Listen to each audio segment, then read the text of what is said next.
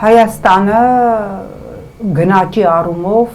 աննախադեպ առաջ է տարածաշրջանի բոլոր երկրներից։ Երևանը համարվել է աշխարհի ամենաթանկ քաղաքներից մեկը։ Նախորդին վիճակագրական ծառայությամբ 29% թանկացել են բանջարեղենը։ Երբ որ խոսում ես գյուղացիների հետ, իրենք ասում են, որ վերավաճառողները մեզանից նույն էժան գնով տանում են, բա դուք գետինը չեք մտնում, վերցնում եք, բերում եք, ես չգիտեմ, ելակը 3500 դրամ, կեռասը 3800 դրամ, ծիրան տեսա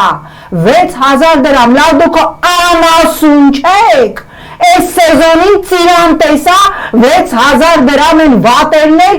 2000 դրամ, բա Նիկոլ, բա ասում ես ժողովրդի ապրելակերպը օտի դոր լավացել է, սենց գնաչ, մի հատ գնատես Փարիզում չկա, Պեկինում չկա, Մոսկվայում չկա, այն դեպքում, երբ որ ոչ նվազագույն աշխատավարձն է բարձրացրել, ոչ մարդկանց թոշակներն է բարձրացրել, իդեպ հուլիսի 1-ից ուժի մեջ է մտնելու սիրելի հայրենակիցներս վատ լուրն էլ ավետեմ, մի շարք մասնագիտական ծառայությունների հարկումը տեղափոխվելու է հարկման ընդհանուր դաշտ, դա նշանակելու է, որ իրավաբանական, գովազդային, բույքի գործակալության և գրված է առողջապահական ծառայությունները թանկանալու են, այսինքն որ գնում եք կոնսուլտացիայի,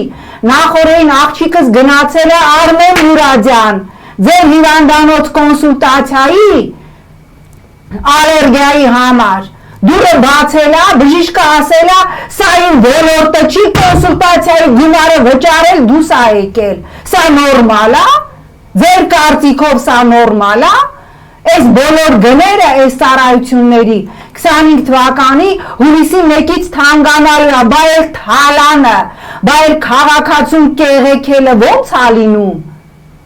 սա զարհուրելի է, ես ուղղակի բան չունեմ ավելացնելու։